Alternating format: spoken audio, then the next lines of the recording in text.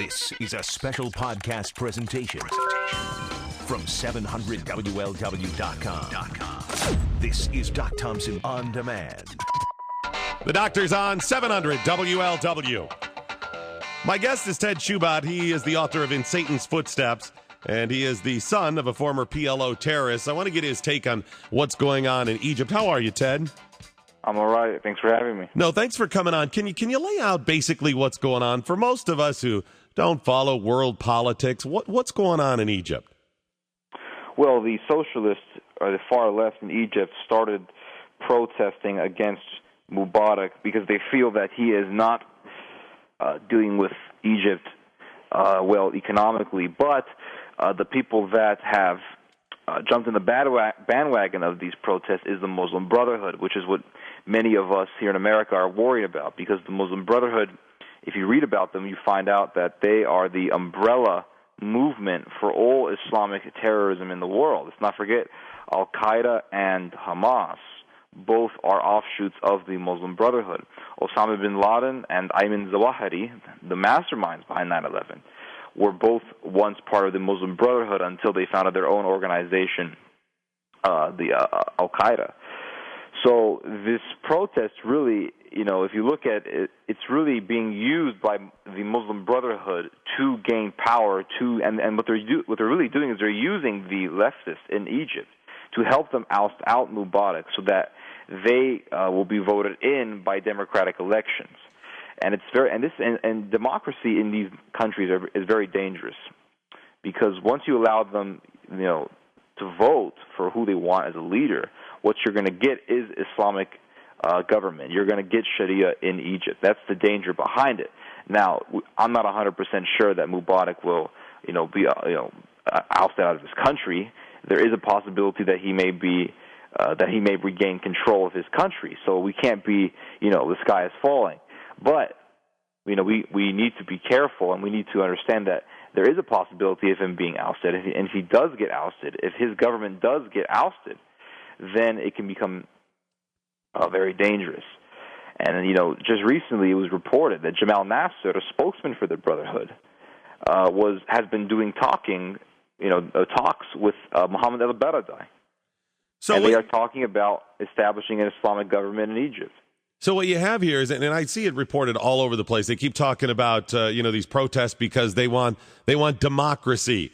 And right. It's positioned, at least it comes across to me, as people saying, wow, we want to be like what America thinks of democracy, where people will have a representative republic and they'll vote and everything will calm down and they'll have more freedoms and opportunities. That's not what they're talking about when they say a democracy, are they? Well, what they're doing is they're using democracy in order to have the opportunity to vote in what they want, which is an Islamic leader.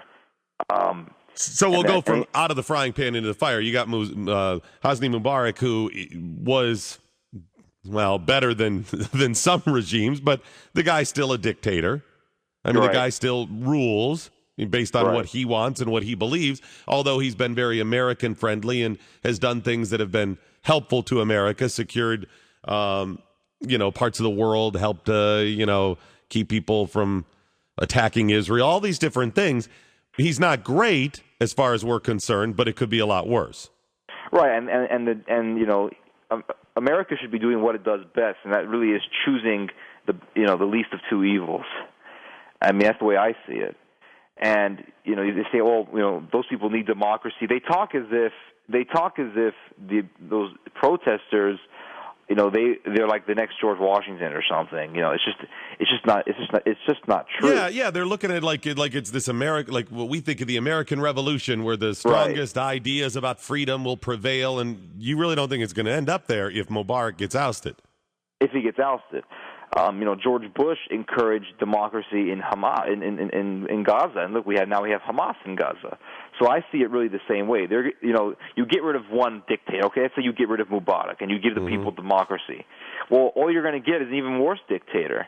And I feel like the same thing's going to happen in Iraq once the Iraqis have a democratic election and they vote on their new leader. Whoever is going to be the new Saddam Hussein in Iraq is going to be a lot worse than Saddam Hussein. Man, I'll tell you, you get to a point where the thought comes up: why do we screw around with this? Why do we even bother? Why? I mean, Right. I know there are interests we try to protect when it comes to oil or the shipping of oil and stuff. But at some point, I think our policy has got to be, you know what? You take care of all of that. We're out. Right, and if you look at the history of the Middle East, see, America is still a young nation. It's under 300 years old. It's pretty fairly young. Whereas these Middle Eastern countries, they've been here for thousands of years. And doing the same thing for thousands of years, arguing with the same people and bitching about the same stuff. So what we need to understand is that when we look at the history of the Middle East, going as far back as the Persian Empire, we find that dictatorship is the best government for the Middle East. For people who want rebellion. The British, when they colonized Iraq, when they left Iraq, they installed a westernized influence, a westernized style government, but still it was more of a dictatorship compared to the governments in England or the United States. And the British in the mid 1900s, they installed a man by the name of Said Musri. And in 1956, the Iraqis had a revolution, and they dragged Musri, killed him, and then they disemboweled him and chopped his body into pieces right in the middle of the street. So when we look at the history of the Middle East, we need to understand that it's very brutal. I mean, we can read the Old Testament in the Bible. I mean, how did the Hebrews deal with their enemies? They dealt with them brutally. So brutality is the language of the Middle East. You have to understand, in the Middle East, it's the survival of the fittest mentality. It's not like, oh, hey, here, Tea Party movement. It is, the strong survive. And if you are a weak leader in the Middle East, you will be dealt with cruelly. So you have to deal with when you're dealing with Middle Eastern people, the best way to govern over them is with an iron fist. I mean, I'm Middle Eastern myself. My dad lived in the Middle East. And he'll tell you that it's true. My grandfather lived in Israel when the British were colonizing it, and the British dealt with the way they dealt with the Muslim fundamentalists was quite brutal. I mean, they would hang you if you started talking about revolution. If you instigated violence, they would hang you, and that's the way they dealt with you. So we can't equate people in the Middle East with people here in America. They're just two different cultures. And you have to deal with these cultures in different ways. So the attitude, so you obviously have the Muslim Brotherhood and you have other Muslim supporters that are hoping this leads to some greater Muslim control, Sharia law, something like that, right. Officially as part of the... Yeah. But the young protesters that I keep hearing out there for democracy that you say are being, at least partially used by, the Muslims and the Muslim Brotherhood to bring out what they want, their idea of democracy... Because the things they're protesting for are human rights and they don't have jobs and all this stuff. Are they asking for a more socialist government as opposed to when we think people fighting for it, we think of them fighting for a capitalist government? Well, when we look at the Middle East in the political perspective, there are three, kind of like here in America, we have the left, right, and we got the middle.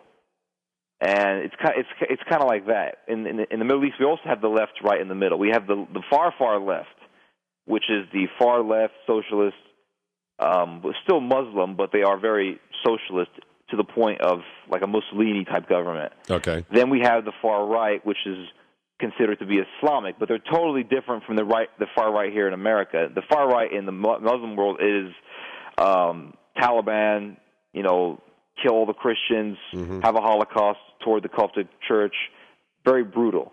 Then we have the middle ground, which, if you read about the middle ground in Egypt, it's still Islamic fundamentalist, but at the same time, and as well socialist. So either way, you're going to be, either way, you're going to get something bad. So I'm not sympathetic toward the protesters because I believe that this whole idea of class warfare that they're talking about is simply a mask that is masquerading a much more darker motive, and that is to establish Islamic laws in the country.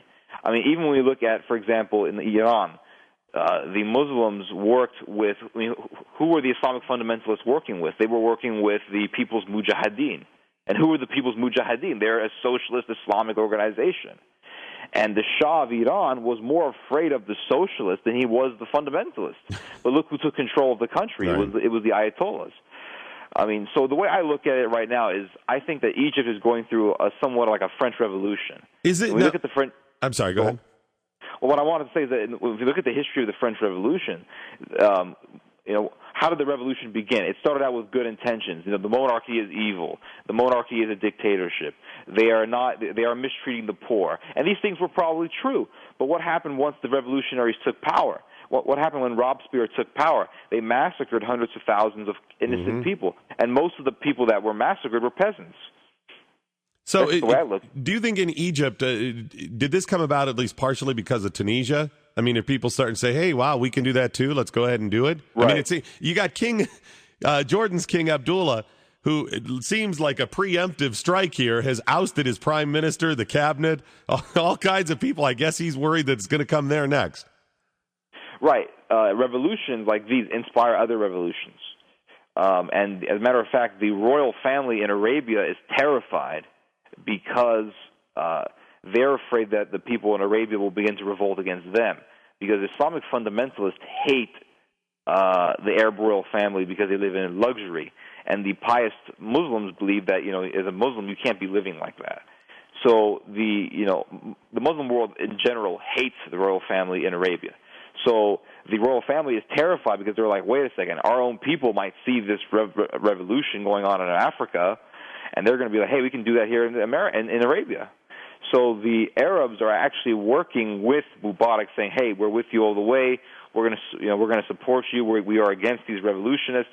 And what that is doing is it's sending a message to the Arab people, the Arab citizens, saying, hey, you better not start a revolution in our country. It's kind of like what happened in the French Revolution when the French Revolution was initiated. Who was terrified? It was the British, because the British were afraid that a revolution would begin in their own nation.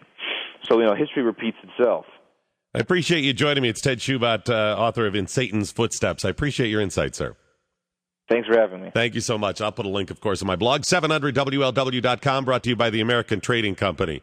Yeah, see, that's the thing I couldn't get past, is they're out there fighting for democracy, but then when you hear their ideas and what they want, they're not fighting for a capitalist representative republic like in America.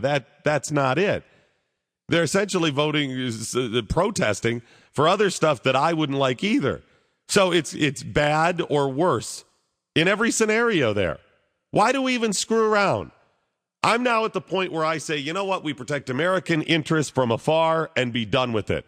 You get in our way with this stuff, bad stuff's going to happen. Otherwise, blow yourselves up. I don't care. I'm now at that point. It's crazy. We pour billions of dollars a year into just Egypt. They get about $1.5 billion a year. So what we've essentially done with Hosni Mubarak and some of these other regimes, we bribe them. We give them money so they will, whatever it is, give us safe passage with the oil, sell us oil, whatever. We bribe them. I'm done with that. I'm out. Too much. I'm with Ron Paul. Start closing those bases down. You keep a couple of strategic ones so we can have some troops here and there. You get the aircraft carriers out there, let's shut them down. I'm done. Blow yourselves up. You've been at it thousands of years. What the hell are we going to solve? It's Doc Thompson, 700 Doc Thompson on 700 WLW, your Storm Tracker forecast. Meteorologist Frank Marzullo. You got those icy conditions slowly going away this afternoon with your freezing rain changing over to just rain. Temps slowly on the rise. Afternoon high about 36. Currently, we're at 32 at the big one. 700 WLW. State Rep Danny Bupp joins me now. How are you, sir?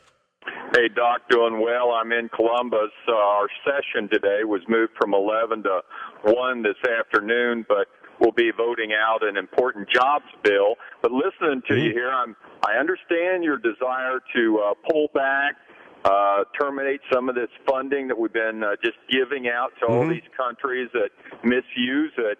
But if we do that, we have to remember a matter of national security, and that is this country is addicted to foreign oil. And if we're not going to produce it ourselves, as President Obama has made that clear, then we're going to have to make sure we keep up out a supply line of it, because we need it right now. Well, we get the two of the, I think, top three that we get oil from. First of all, it's Canada. I think third is Venezuela. So, I mean, Canada's the chief one. I mean, I know that's not going to serve all of our needs, but I understand keeping some of the supply lines up, and I don't want to shut down all the bases, but I would like to see us pull back on some of this, Danny. Doc, the answer is right here. The answer is up in Anwar, up in Alaska, right off our coast. You know, BP, the federal government made them go out there drilling a mile deep when they could have done it a lot closer in shallow water, not had all those risks and everything. But we need to produce our own oil instead of continuing to buy it from all of these thugs in foreign countries. Venezuela, look at the president down there, Chavez. I mean, he hates America. Mm-hmm. Yep. And here we're funding his government. Well, it's really funny when you talk about oil. First of all, we keep getting mixed messages. It's supposed to be about taking care of the environment. You know, we don't want to drill here because of disasters. The president has that moratorium off the East Coast, the West Coast, part of the Gulf of Mexico. And yet we loan Brazil billions of dollars so they can drill. China can come in and take over part of Texas's oil fields. They can drill off of America, but it's actually off of Cuba, so it's not, you know, within our jurisdiction there. They can do all of these things, which shows that they're really contradictory in their helping the environment. They're just keeping America from the oil, or keeping the oil from America. That's exactly right. You've hit the nail on the head. I sent a tweet out here a while back about the national price for gas. A year ago it was like $2.70. This year it's over $3.10. Incredible. And nobody's saying anything. If Bush was president, they'd be nailing him about being an oil president and all that. And now nobody says anything because it's President Obama. He wants gas, I believe, to get to $4 a gallon. They're conditioning us for that. Hey, his energy secretary, before appointed, came out and said we've got to find a way to get the price there, and so people will stop using it because he's concerned about the environment. This is a great story, by the way.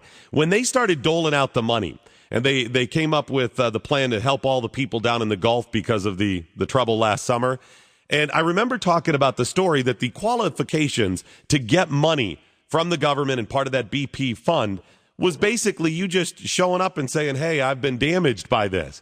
And I went off saying, this is a scam. There's going to be all kinds of problems.